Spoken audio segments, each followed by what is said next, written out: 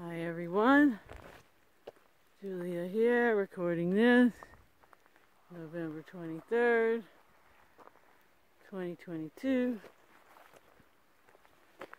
and Thanksgiving in the U.S. is tomorrow, and that's the really big family holiday, and oftentimes family triggers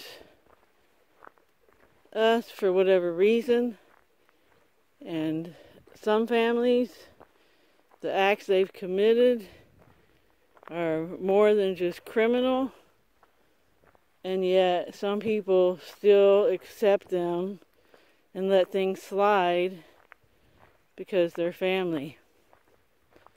So it's always best to try to get along, but if there are extreme situations, and anyone who's in a family like this knows what I'm talking about. And I actually know of a few just on my own from knowing people long enough to learn about the dysfunctionality and the seriousness of it and the criminalness of it and the pure evil that goes on in some families, in some households. And because it's family, it gets overlooked. So maybe this is the year to stand your ground with those types of family members. I don't know. I'm not trying to stir up conflict. But the energy input and energy output that goes with tolerating evil is not good for anyone. And I would say at the very least, distance yourself from it. And if acts are still going on, then take some action to get something done about it. Because it often happens where generational abuse occurs to the not just to the children, but to the grandchildren and even great-grandchildren sometimes with some of these situations. So I know that's not a fun topic, but it is a real one, and that kind of stuff needs to stop somewhere. And I just know right offhand of two situations where the perpetrator is still out there, and in one case they were even accused recently of assaulting a family member, a young family member. And of course, with this situation, the people are Catholic. They went to the priest, and the priests tell you to hush it all up, because they're in on that kind of thing too. And I think everybody knows what I'm talking about at this point. So yeah, that stuff's real, it's going on, and people just think, well, it's family, you just overlook it and forgive them, and you go have Thanksgiving with them and laugh and have drinks and act like everything's okay. And it's not okay. Like I said, if you know about evil and you tolerate it and you let it go on, that is evil. And something just needs to be done with these types of people, regardless of the cost.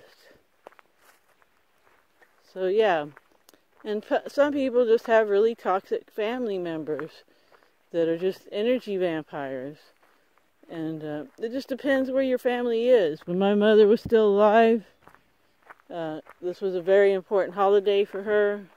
Her birthday is November 25th, so, that was her time. And, the family all had to put everything at peace and get together. And because we have a sociopath as a sibling, when my younger sister was still alive, there was a lot of issues between those two. And then, of course, there's just always issues when you have that type of personality in the family. And now, we don't see each other because there's only my brother and my other sister who, to me, is a total sociopath. Maybe even, well, I don't know, socio, but sociopath. Oh yeah, sociopath, but maybe not psychopath. But, yeah, like, to me, it's not worth it to be around her to appease my brother or her nephew or her son or whatever. In fact, her son is the one who lives with me now. But, yeah, just being around that toxicity, we're not obligated. Now, some of our family issues are petty because of our own egos. So we really have to examine the severity of the situation to know how to, approach it. And of course, the less you can stir up trouble, the better. So oftentimes, it's not such a big thing to sit through a day or two with people you don't necessarily resonate with, but it keeps the peace, and it allows you to see ones that you do, and that's your opportunity to own the room. This is a real opportunity for those who have their light shining to go in, and if things start getting bitter or sour or argumentative, flip the script for everyone. Get it back on track to harmony and cooperation and consideration, sharing, gratitude. That's what this holiday is supposed to be about, and we know the history of Thanksgiving in the U.S., so it's one of those strange, bizarro kind of situations where, yeah, we don't need to go there with the whole Native American issue, but it is that time of year, and I talked about before how a lot of people fall off the wagon this time of year, get really depressed, and it's a time to immerse yourself in emotional healing work.